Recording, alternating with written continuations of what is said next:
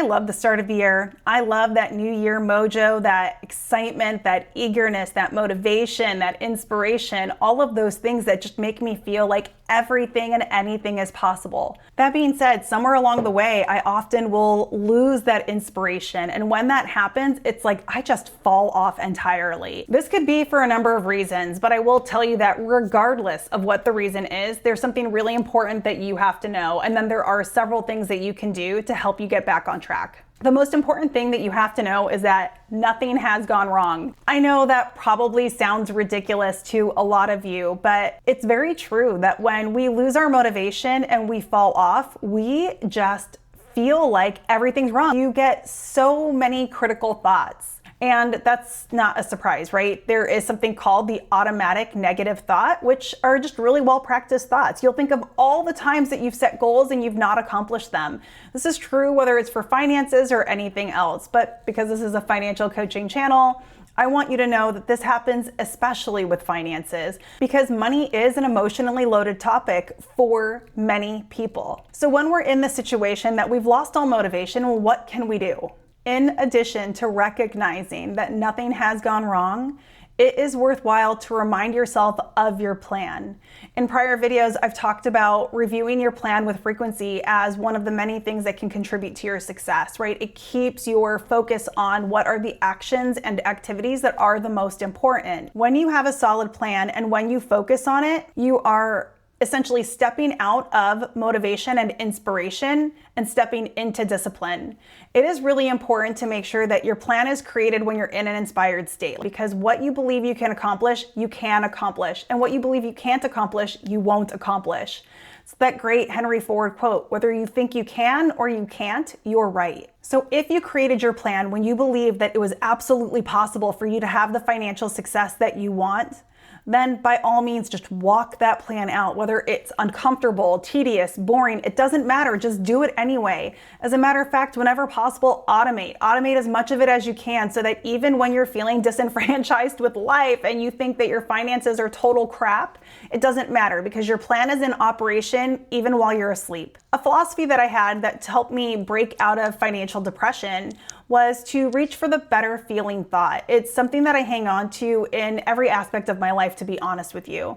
And one of the ways that I can reach for the better feeling thought is I can look for evidence of when I've done it right. It's so helpful to know that you have accomplished things and that you are capable and that you have evidence to remind yourself of that even when you feel like everything's going downhill and downhill fast. I am a firm believer that every single one of us is a survivor because we have survived up until this point. Nothing has taken us out of this life, and therefore we are all survivors. Survivors survive. So even if things aren't looking the way that you want them to right now, know that you have had prior financial wins. You can count on them as a way to encourage you even when things are feeling low. Something that is a little bit of a mental trick, but I absolutely love it, is borrowing somebody else's confidence. The way that I personally do this is that when I'm feeling low financially, I will find somebody who is winning financially and I will listen to them talk, and it will remind me of what it is that I'm really wanting to accomplish.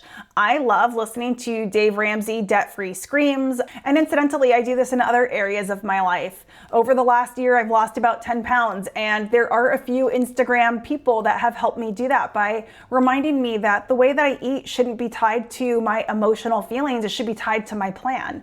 And also when it comes to growing my business. And so whenever I feel any sort of resistance, I will go and find myself some Stacey Boehman, because that lady's podcast is filled to the brim with good mojo and energy. You can do this too. It is absolutely okay to borrow somebody else's inspiration, motivation, and confidence in order to help you achieve your goals. Which brings me to the final point, which is give yourself grace.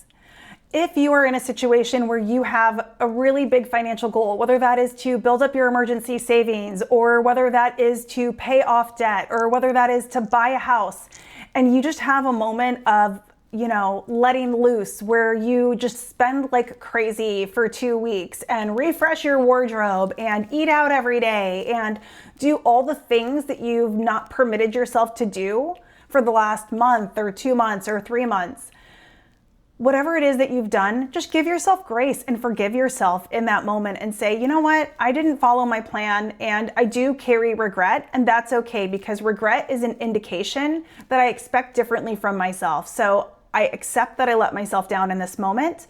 I'm giving myself grace and I'm gonna do better going forward. I think this is the difference between people who want to change and people who decide to change. Whenever you're going through a big change in your life, you will hit hurdles, you will hit failures, you will hit moments where you let yourself down. It's inevitable, it's part of evolving.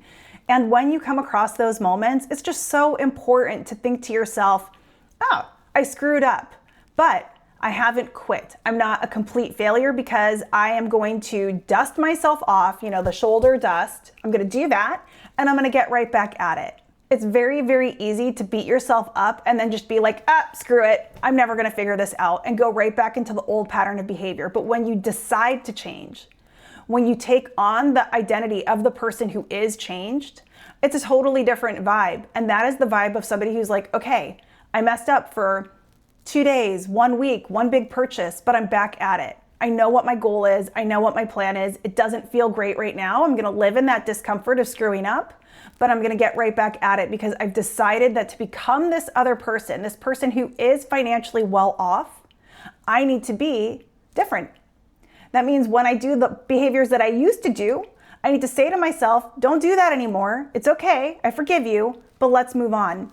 I forgive you, and I want you to change. I forgive you and I expect you to change. I forgive you and you are changing. It comes down to both parts of that. And if for whatever reason you're having a hard time forgiving yourself, then let me say it for you. I forgive you. I forgive you.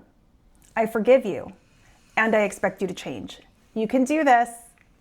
If you guys like this kind of motivation, please subscribe. I know I do mostly tips and tricks and things to do to improve your finances, but really, in order to truly improve your finances, you have to change who you are, and that is the heart of coaching.